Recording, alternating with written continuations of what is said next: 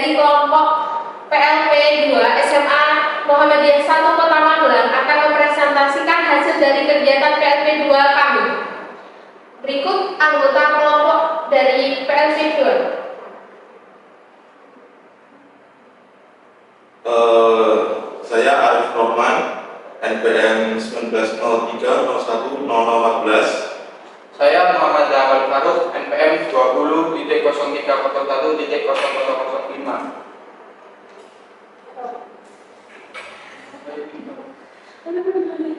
Oh iya, saya Wahyu Banul Awada, NPM 20.0301.0011. Saya Maisara, NPM 20.0301.0016. Saya Asyar Nuraini, NPM 20.0301.0022.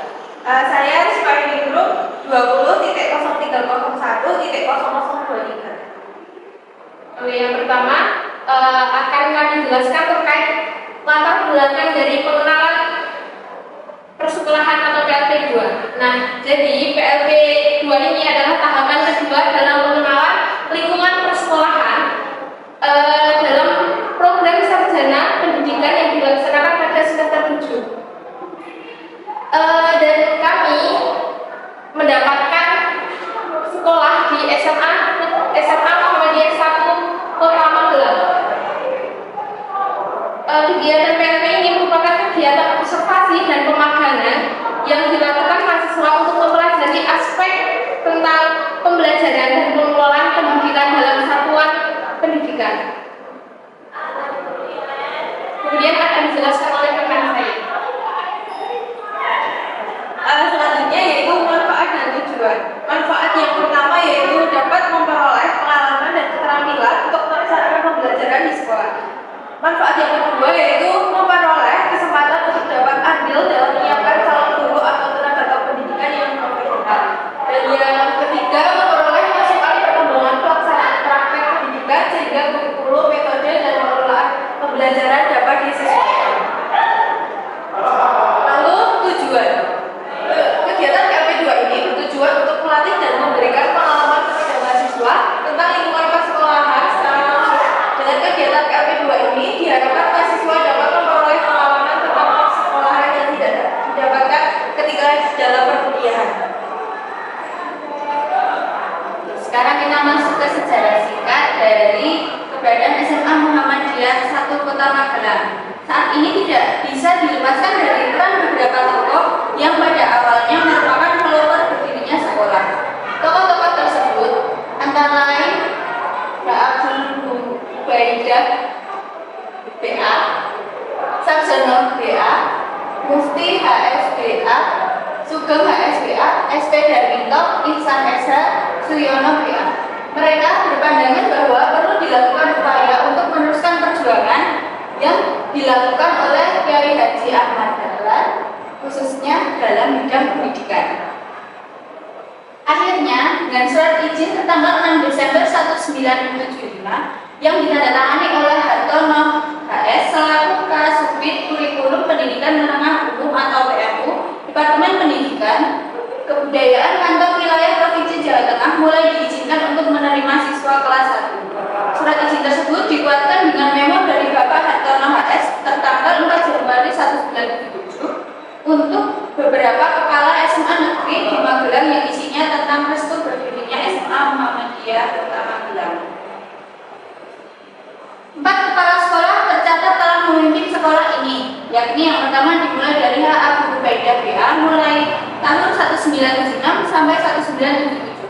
Kedua, DRS HM Ali Imran BA pada tahun 1997 sampai 2005. Yang ketiga, DRA Haji Sri Sugiarningsih MPD tahun 2005 sampai 2012.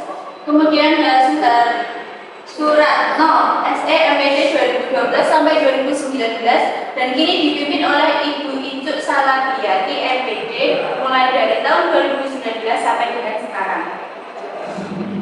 Selanjutnya ada guru BK dan peserta didik. Nah, di sini jumlah dari guru BK di SMA Muhammadiyah 1 Kota Magelang itu berjumlah 2 guru. Kemudian untuk peserta didiknya yaitu berjumlah yang pertama ada kelas 10 itu berjumlah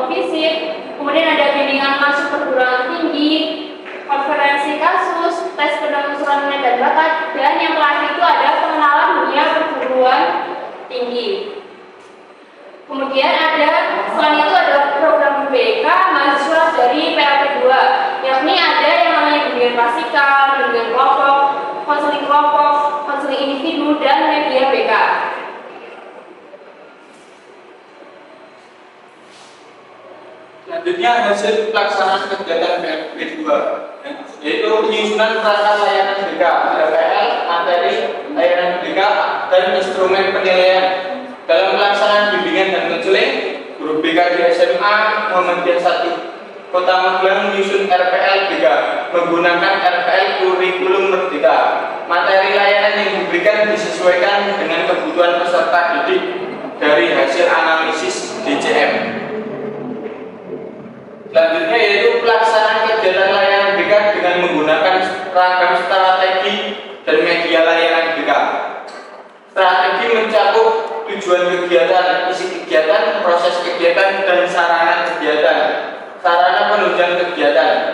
Strategi dalam layanan bimbingan dan konseling yang diterapkan oleh guru BK di SMA Muhammadiyah 1 Kota Magelang adalah pelayanan BK komprehensif dan mengacu pada panduan operasional penyelenggaraan bimbingan konseling atau POP BK SMA Kementerian Pendidikan dan Kebudayaan tahun 2016. Media BK yang diterapkan di SMA Muhammadiyah 1 Kota Magelang sudah mengikuti perkembangan zaman yang sudah ada.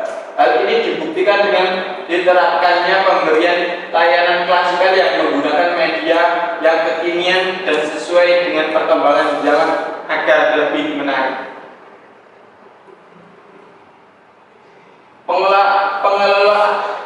Pengelolaan layanan BK yang mencakup layanan dasar perencanaan. Pertama yaitu responsif dan individual. Yang kedua yaitu layanan dasar secara langsung, bimbingan klasikal dan bimbingan kelompok. Yang kedua yaitu melalui media. Yang ketiga pengembangan media BK. Contohnya bimbingan klasikal dan bimbingan kelompok. Selanjutnya itu layanan responsif, yaitu cara pemberian layanan responsif adalah secara langsung, strategi atau kegiatan. Layanan yang dilakukan antara lain yaitu konseling kelompok dan yang satunya konseling individu. Kelima, pemanfaatan informasi dan komunikasi dalam layanan BK. Pemanfaatan informasi dan komunikasi dalam layanan BK yang diterapkan oleh guru BK SMA Muhammadiyah 1 Kota Magelang pada peserta didik adalah melalui pemanfaatan sosial media, WhatsApp, dan Google Form dilakukan untuk memudahkan koordinasi, komunikasi, dan pemberian informasi maupun tugas dalam layanan BK di sekolah. Keenam, pelaksanaan penilaian dan evaluasi dalam BK. Sistem penilaian dan evaluasi uang dilakukan oleh guru BK di SMA Muhammadiyah 1 Kota Magelang adalah dengan menerapkan sistem penilaian dan evaluasi dengan standar panduan operasional penyelenggaraan bimbingan dan konseling atau POP BK. Ketujuh, merancang aplikasi instrumen BK. Aplikasi instrumen BK yang diterapkan di SMA Muhammadiyah 1 Kota Magelang belum sepenuhnya dirancang menjadi aplikasi instrumen BK yang dikhususkan untuk sekolah. Akan tetapi, guru BK menggunakan aplikasi instrumen BK yang sudah biasa digunakan pada umumnya, yaitu aplikasi APD seperti DCM, AUD, dan lainnya. Ke-8, merancang kegiatan pendukung. Kegiatan pendukung BK yang dilakukan adalah dengan melaksanakan kegiatan tambahan guru BK yang meliputi home visit. Ke-9, pekerjaan administrasi guru BK atau konselor. Pekerjaan administrasi guru BK atau konselor di SMA Muhammadiyah 1 Kota Magelang meliputi pelaksanaan dan tindak lanjut asesmen, penyusunan dan pelaporan program bimbingan dan konseling, evaluasi bimbingan dan konseling, serta pelaksanaan administrasi dan mekanisme bimbingan dan konseling. Oke, selanjutnya kegiatan per individu. Oke, untuk selanjutnya kegiatan dari per individu. Yang pertama saya insya Allah untuk pertama melakukan kegiatan bimbingan klasikal.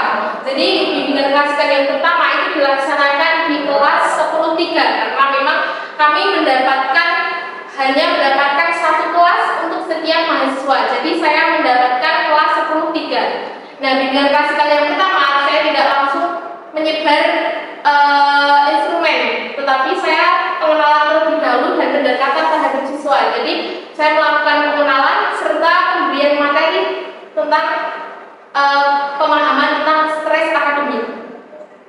Untuk yang diikuti oleh 23 siswa.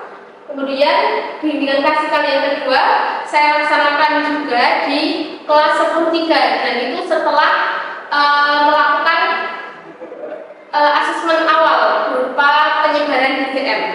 Nah, untuk materinya tentang menjadi pribadi yang bersyukur. Nah, di situ diikuti oleh 24 siswa. Oke, kegiatan yang kedua yaitu bimbingan kelompok. Bimbingan kelompok ini yang pertama saya laksanakan di kelas 10-1 karena kita dilaksanakan secara kelompok. Jadi saya ikut dengan rekan saya di kelas 10-1 agar tidak ada siswa yang menganggur gitu. Nah, jadi saya dilaksanakan ini tentang tema tugas tentang menjadi pribadi yang bersyukur. Bimbingan kelompok ini diikuti oleh 7 siswa. Kemudian untuk bimbingan kelompok yang kedua itu dilaksanakan di kelas 10-1 tetapi dengan konseli yang berbeda, dengan tema tugas pula, dengan tema meningkatkan komunikasi interpersonal antar individu. Nah, untuk bimbingan kelompok ini diikuti oleh 8 siswa. Kemudian untuk konseling kelompok ini saya laksanakan yang pertama itu di kelas 10-3 yang diikuti oleh 8 siswa. Nah, karena memang benar-benar pertama kali di kelas 10-3 melaksanakan konseling kelompok, jadi masih pembahasan permasalahan dari tiap individu. Jadi mereka mengungkapkan permasalahannya melalui catatan kecil. Jadi saya membagikan sebuah sticky note untuk menuliskan permasalahan yang sedang dialami oleh mereka. Nah, karena waktunya hanya 35 menit, jadi kita hanya sepakat dengan satu permasalahan terlebih dahulu yang diurai, sehingga permasalahan yang lain dilakukan ke pertemuan selanjutnya. Konseling kelompok ini dilakukan dan diikuti oleh 8 siswa. Kemudian untuk konseling kelompok 2 dilakukan di kelas 10-1 dengan konseling berjumlah 7 siswa dengan permasalahan tentang pembelajaran di kelas, karena mereka menyebutkan bahwa beberapa pembelajaran sering kosong. Nah, jadi mengeluhkan tentang hal tersebut. Untuk selanjutnya yaitu konseling individu. Konseling individu ini sebenarnya turunan dari yang saya lakukan itu turunan dari konseling kelompok, karena ada satu konseling yang tidak mau menceritakan ketika dilakukan konseling kelompok sehingga meminta untuk dilakukan konseling individu. Nah, dari konseling ini diturunan dari ketika konseling individu di kelas konseling kelompok di kelas 10-3 dengan permasalahan yang sering dibully dan sering dijauhi oleh teman-temannya. Jadi dia meminta untuk dilakukan konseling individu. Kemudian untuk konseling individu kedua itu dilaksanakan juga turunan dari konseling kelompok, karena ketika itu konseling tidak mau bercerita secara terbuka ketika di konseling kelompok, karena permasalahannya merupakan tentang keluarga, jadi dia belum bisa terbuka. Kemudian kita ngobrol, akhirnya dilakukan konseling individu. Untuk teknik yang digunakan, yang konseling individu pertama itu menggunakan teknik assertive training, dan konseling kelompok konseling individu yang kedua itu dengan teknik empty chair.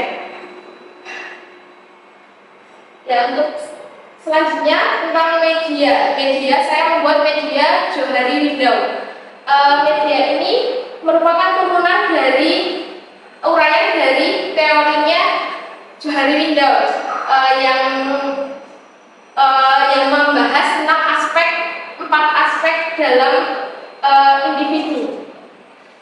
Latar belakangnya, kelas 10 merupakan masa adaptasi serta pengenalan antar individu. Media kantong Johari Windows ini terbentuk diagram dengan 4 kuadran, yaitu area terbuka, saya paham tapi orang lain juga paham. Kemudian titik buta, saya tidak paham, orang lain paham. Kemudian area tertutup, saya paham, orang lain tidak paham. Dan area tidak tahu, saya tidak paham dan orang lain tidak paham. Nah, manfaatnya yang pertama untuk meningkatkan self awareness, yang kedua membantu saling memahami antar sesama, yang ketiga meningkatkan komunikasi antar individu. Kemudian untuk urgensinya, media kantong Johari Windows ini digunakan untuk memudahkan proses layanan klasikal sehingga bahan evaluasi pemahaman siswa terhadap materi komunikasi dan pemahaman tentang diri sendiri dan orang lain. Jadi kantong Johari Windows ini mereka itu biar paham dengan dirinya sendiri dan juga orang lain yang belum tahu tentang individu itu lebih tahu, karena akan disediakan sebuah kantong, kemudian kertas yang sudah ada aspek-aspeknya, tinggal mereka untuk mengisi kemudian dimasukkan ke kantong tersebut.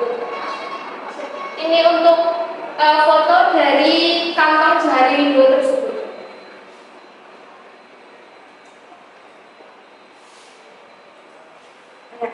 Baik, yang kedua adalah saya sendiri, berkaitan dengan bimbingan klasikal. Bimbingan klasikal yang pertama dilaksanakan di kelas 11, seperti yang Mbak Faisal katakan.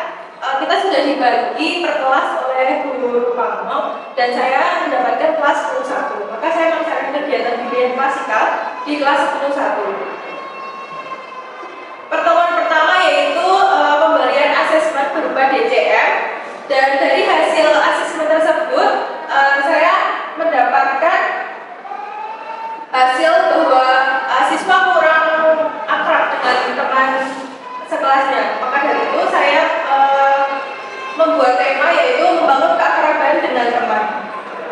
Nah, dari materi tersebut saya menggunakan media games, yaitu tanda tangan artis, di mana siswa-siswi diwajibkan untuk meminta tanda tangan ke teman-teman yang ada di satu kelas tersebut. Nah, bimbingan klasikal yang pertama ini diikuti oleh 25 siswa.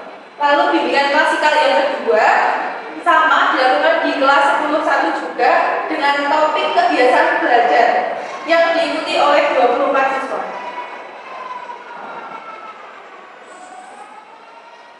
Selanjutnya ada bimbingan kelompok. Bimbingan kelompok yang pertama dilaksanakan di kelas 11 dengan tema tugas mengembangkan motivasi belajar untuk mencapai potensi individu. Nah, di dalam bimbingan kelompok ini tentu saja tidak monoton hanya memberikan materi, tetapi diselingi dengan games-games seru agar mereka tidak mudah bosan.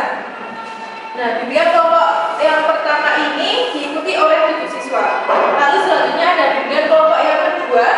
Bimbingan kelompok yang kedua dilaksanakan juga di kelas 11, tetapi dengan konseli yang berbeda dan dibagi oleh Mbak Maisaro juga tentunya agar lebih kondusif satu kelas tersebut, agar tidak ada yang mundur. Tema tugas yaitu tips mengatasi rasa mengantuk saat jam pelajaran. Bimbingan kelompok ini diikuti oleh 8 siswa. Nah, yang selanjutnya itu ada konseling kelompok. Konseling kelompok yang pertama ini dilaksanakan di kelas 10-3 dengan diikuti oleh 8 siswa. Dan selanjutnya ada konseling kelompok yang kedua. Konseling kelompok kedua ini dilaksanakan di kelas 11 dengan diikuti oleh 8 siswa. Nah, selanjutnya ada konseling individu. Konseling individu yang pertama ini saya mendapatkan siswa dari hasil turunan melaksanakan kegiatan konseling kelompok yang kedua di kelas 10-3. Jadi konseli yang berinisial RAKA ini dia memiliki permasalahan dengan keluarganya, tetapi tidak mau diceritakan di dalam satu forum konseling kelompok tersebut. Maka dari itu, konseling yang berinisial LAKA ini meminta kepada saya untuk melaksanakan kegiatan konseling individu di ruang BK. Saya menggunakan teknik assertive training. Lalu yang konseling kelompok kedua ini dilaksanakan dengan konseling berinisial DKAB. Saya mendapatkan konseling ini atas rekomendasi dari guru BK tersebut, yaitu Bu Ika merekomendasikan kepada saya bahwa konseling ini memiliki permasalahan dengan keluarganya dan saya diminta untuk mencari tahu dan memberikan solusi yang berikan konseling kepada konseling ini. Karena konseling yaitu merupakan korban broken home. Saya menggunakan teknik asosiasi bebas karena konseling yang kedua merupakan anak yang bisa dibilang pendiam. Maka dari itu saya menggunakan teknik tersebut. Nah, di sini saya membuat media, yaitu media jadwal harian. Apa itu media jadwal harian? Media ini dibuat dengan menggunakan Canva yang didesain manual dengan menggunakan elemen-elemen yang sudah disediakan di aplikasi. Setelah media jadi, kemudian dicetak sesuai dengan siswa yang ada di kelas. Latar belakangnya yaitu saya membuat ini sebagai alat pendukung layanan bimbingan klasikal. Melihat hasil asesmen yang dilakukan di awal, itu banyak siswa kelas 10 yang kurang dalam mengatur waktu. Selanjutnya yaitu ada manfaat. Yang pertama, untuk konselor dapat membantu siswa dalam memahami dan mengingat tugasnya dalam sehari-hari dan belajar bertanggung jawab. Yang kedua, bagi siswa dapat menilai dengan tepat pentingnya manajemen waktu dalam kehidupan sehari-hari dan setelah menyusun jadwal kegiatan sehari-hari mampu membuktikan belajar secara teratur. Dan urgensinya yaitu siswa mampu menyusun jadwal sehari-hari dengan baik dan mengerjakannya dalam kehidupan sehari-hari. Nah, ini merupakan media jadwal harian yang saya buat. Terima kasih. Oke, selanjutnya laporan dari saya. Yang pertama ada di bimbingan klasikal. Nah, bimbingan klasikal yang pertama saya laksanakan di kelas 11 IPS 1 dengan topik tips mengatasi rasa mengantuk di kelas. Dikarenakan di kelas tersebut sepertinya ada beberapa masalah dengan guru terkait. Jadi mereka merasa untuk tidak perlu mendengarkan apa yang disampaikan dari guru tersebut. Nah, penyampaian materi menggunakan metode diskusi dan tanya jawab yang diikuti oleh 19 siswa. Yang kedua, bimbingan klasikalnya dilaksanakan di 11 IPS 2 dengan topik membangun kerjasama dan kepercayaan antar teman menggunakan metode diskusi, games, dan tanya jawab yang diikuti oleh 24 siswa. Selanjutnya ada bimbingan kelompok. Di bimbingan kelompok yang pertama saya laksanakan di kelas 10-1 dengan topik self management, penyampaian materi dengan menggunakan metode diskusi, tanya jawab, serta kertas undian yang diikuti oleh 6 siswa. Bimbingan kelompok yang kedua dilaksanakan di kelas 10-1 juga, namun dengan konseling yang berbeda, dengan topik membangun motivasi belajar yang diikuti oleh 7 siswa. Selanjutnya ada konseling kelompok. Konseling kelompok yang pertama dilaksanakan di kelas 10-2 yang diikuti oleh 5 siswa, serta bimbingan kelompok yang kedua dilaksanakan bimbingan konseling kelompok yang kedua dilaksanakan di kelas 10-1 yang diikuti oleh 7 siswa. Selanjutnya ada konseling individu. Sebenarnya konseling individu ini turunan dari salah satu konseling kelompok di kelas 11 IPS 1 yang tidak saya sebutkan tadi. Nah, di konseling individu yang pertama dengan salah satu siswa di kelas 11 IPS 1 dengan inisial AIP yang memiliki masalah sulit untuk mengekspresikan emosi karena dari kecil dipaksa untuk mandiri tanpa didengarkan. Selanjutnya bimbingan konseling individu yang kedua dilaksanakan di kelas 11 IPS 1 dengan inisial ASZ yang memiliki masalah keluarga dan lebih suka untuk di luar rumah. Media kartu kepribadian.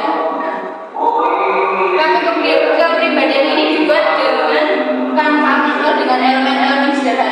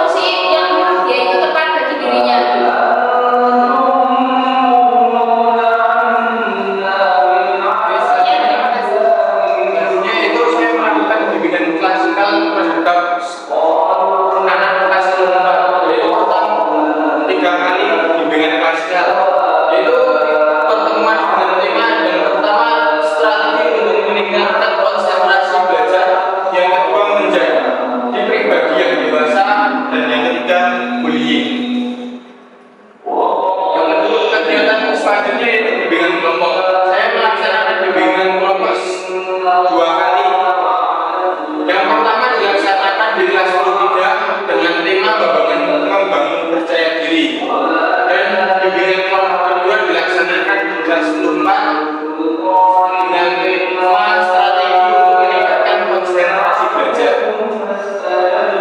Saya melaksanakan konseling kelompok yang kedua kali. Konseling kelompok pertama diikuti oleh anak 13 berjumlah 7 anak dan membahas tentang kedisiplinan. Yang kedua yaitu konseling kelompok kedua diikuti oleh anak 22 berjumlah 5 anak membahas tentang manajemen uang. Selanjutnya konseling individu. Konseling individu 1 dilaksanakan dengan konseling anak 13 dengan permasalahan broken home. Sedangkan untuk konseling individu kedua dilakukan dengan konseling anak 12 dengan permasalahan dibangun dalam keputusan menentukan tujuan selepas lulus sekolah. Adapun media BK yang saya buat untuk menunjang kegiatan klasikal dan bimbingan kelompok, yaitu saya membuat poster pergaulan pada remaja dan yang satunya stop bully. Mungkin cukup sekian dari saya. Oke, tadi saya presentasinya pertama dengan klasikal. Dengan klasikal satu dilaksanakan di kelas 11 IPS 3 dengan topik motivasi belajar. Yang kedua bimbingan klasikal 2.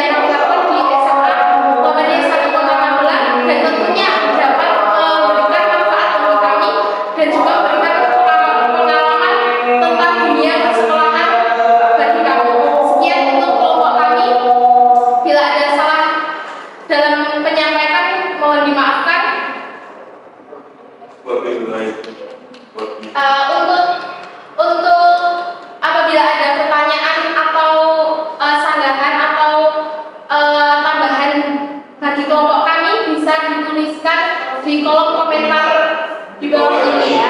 Jangan lupa